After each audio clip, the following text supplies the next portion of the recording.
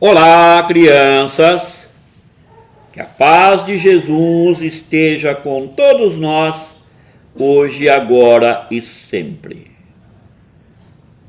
A Associação de Estudos Espíritas Nosso Lar não paralisa suas atividades nos feriados municipais, estaduais, federais. Não entramos em férias. Centro Espírita, meus irmãos, é um hospital de almas, é uma escola. Não deve se fechar suas portas. Temos todos os dias da semana aulas de esclarecimento, de luminosidade espiritual.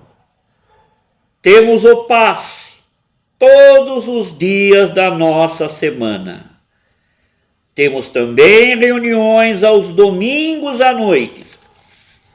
Portanto, não existe desculpa para os espíritas virem ao centro espírita. Elevemos o pensamento ao Pai, para dizer a Ele nesse instante: Ave Maria, cheia de graça, o Senhor é convosco. Bendita sois vós entre as mulheres, e bendito é o fruto do teu ventre, Jesus. Santa Maria, Mãe de Jesus, roga por nós, devedores, agora e na hora de nosso desencarne. O tema deste vídeo chama-se A Comunidade Franciscana. Baseado neste livro, Simplesmente Francisco, José Carlos de Luca, editora Letra Mas. Aqueles que se interessarem em comprá-lo, nós temos para pronta entrega o seu preço, R$50. Francisco de Assis afirma: depois que o Senhor me deu irmãos, ninguém me mostrou o que deveria fazer, mas o Altíssimo mesmo me revelou que eu deveria viver segundo a forma do Santo Evangelho.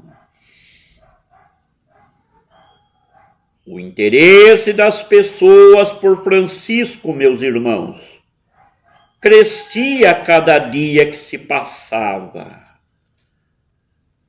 Sua espiritualidade não era teórica. Suas palavras não eram da boca para fora. Ele falava, ele pensava, ele agia com sentimento e com naturalidade.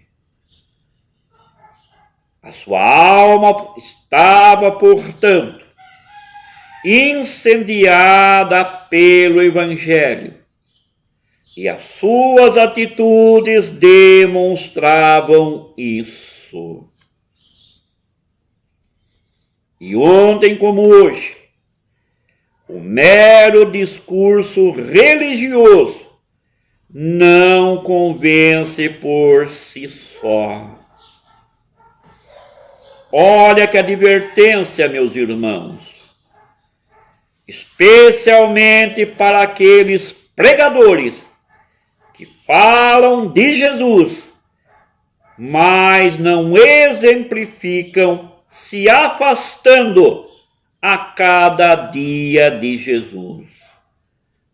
Pregam, mas não exemplificam.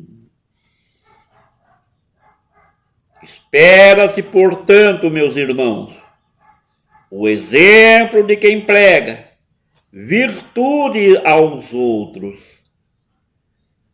Porque não adianta exigirmos do próximo uma santidade que ainda não possuímos e, o que é pior, não queremos possuir.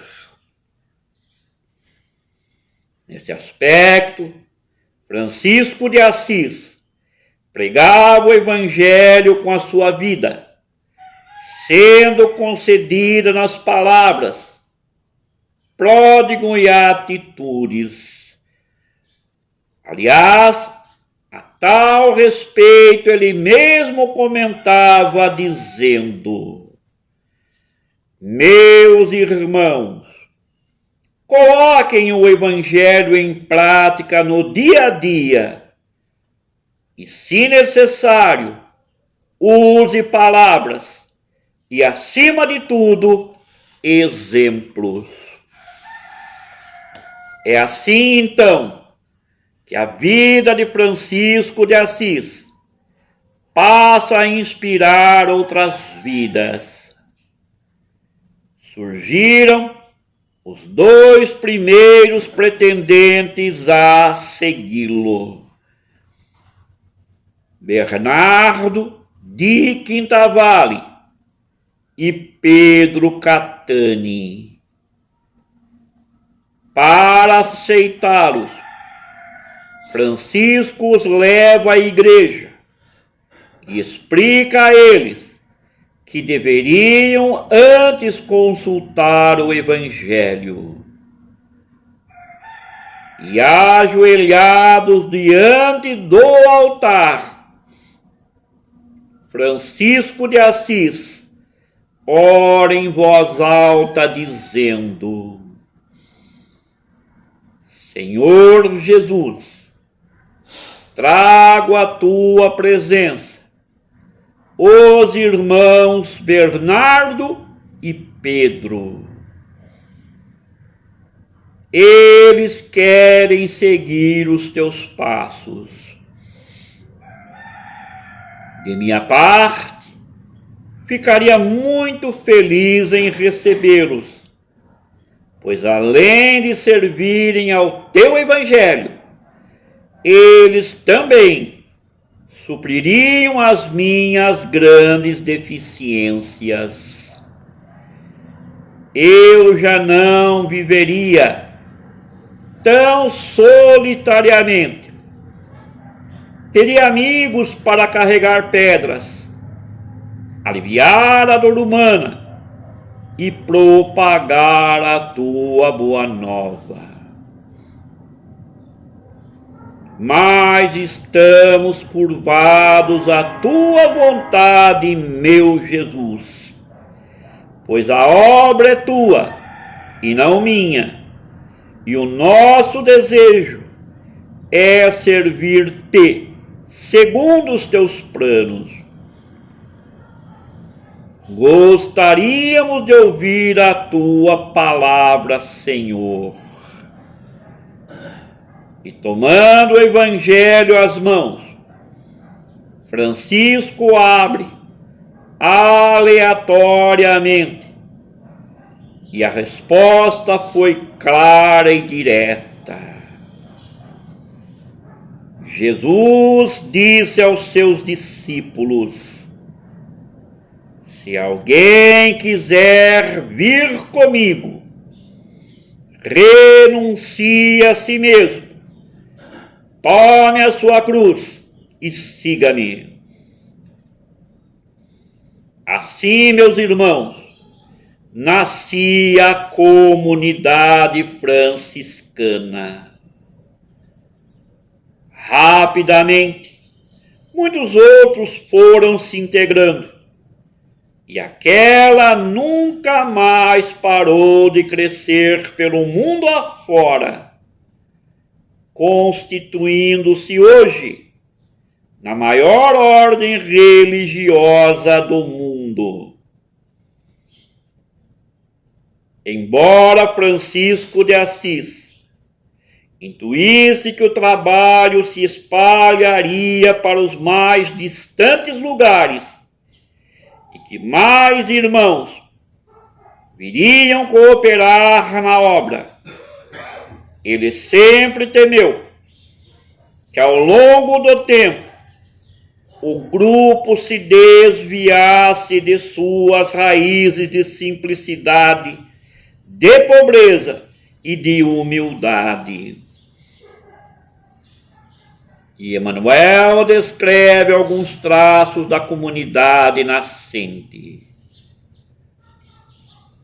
Eles repeliam qualquer auxílio pecuniário para aceitar tão somente os alimentos mais pobres, mais grosseiros, e o característico que mais o destacava das outras comunidades religiosas era o seu alinhamento dos mosteiros.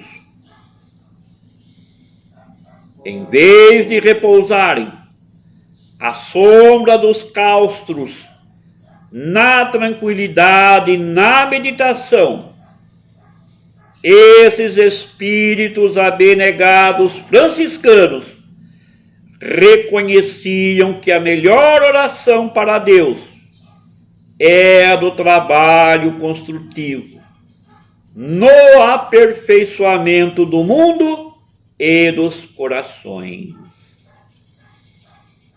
Francisco de Assis e seus irmãos se estabeleceram em cabanas erguida nas proximidades da capela de Santa Maria dos Anjos. Sobre as diretrizes do poverello, os irmãos deveriam viver como uma família, tratando uns aos outros como irmãos.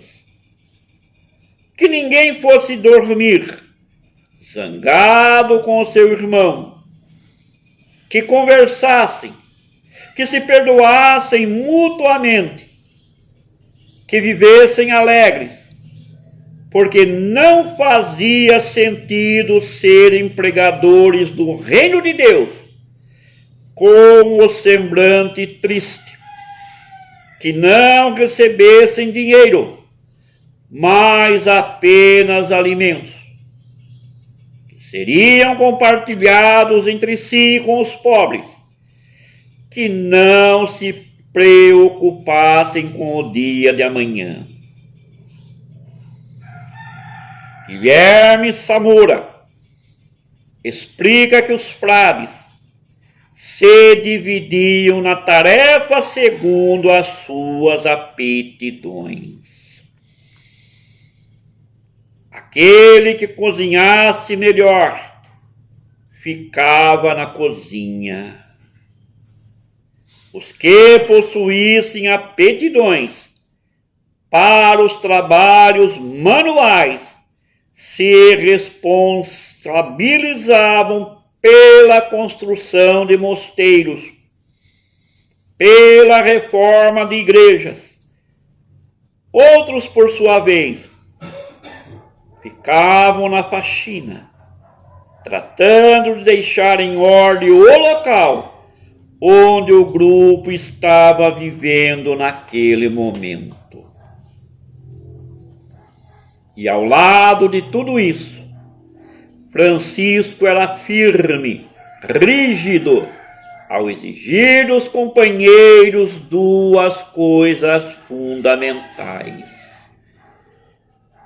oração e trabalho. Pela oração, estariam ligados a Deus. Pelo trabalho, fugiriam do ócio, a quem chamou de inimigo da alma, e também seriam menos pesados aos homens. Bem se vê que Francisco de Assis colocou a sociedade e a própria igreja de pernas para o ar. Prosseguia o pobrezinho de Assis, no trabalho de reconstruir a igreja em ruínas. Um trabalho, porém, que embora tenha avançado muito nas mãos deles, obviamente ainda não terminou. Mais de 8 séculos se passaram depois de Francisco e ainda temos uma sociedade que não trata a todos como irmãos. Infelizmente ainda, o divisionismo religioso faz com que a gente acredite que a nossa religião é melhor que a do outro, que o nosso Deus é superior ao do outro. Há muita gente morrendo de fome, morrendo por doenças perfeitamente tratáveis, morrendo pela indiferença social, morrendo por guerras, pelo preconceito, pela destruição do planeta. E o que é mais triste, morrendo por falta de amor e de solidariedade. Muitos Franciscos de Assis ainda precisam renascer no coração do homem. E para que isso aconteça, meus irmãos, cabe lembrar uma admoestação que Francisco de Assis fazia sempre aos seus companheiros. É grande vergonha para nós, servos de Deus, que os santos tenham feito as obras e nós, proclamando-as, queiramos receber a glória e a honra. Transportados para a igreja de São Damião, que o nosso coração ouça o chamado do Mestre dirigido a cada um de nós. Meu irmão, reconstrói a minha igreja, que ainda está em ruínas. Essa afirmação vem de encontro o que todos nós estamos percebendo, mas não queremos admitir. A maioria das igrejas, amados irmãos, não deixam os seus adeptos raciocinarem, pensarem. Muitas igrejas têm tentado afastar Jesus do encontro com o próximo. Têm tentado afastar Francisco de Assis do encontro com o próximo. Logo, logo estaremos nos reencontrando. Fiquem na paz do Senhor. Que assim seja. Graças a Deus.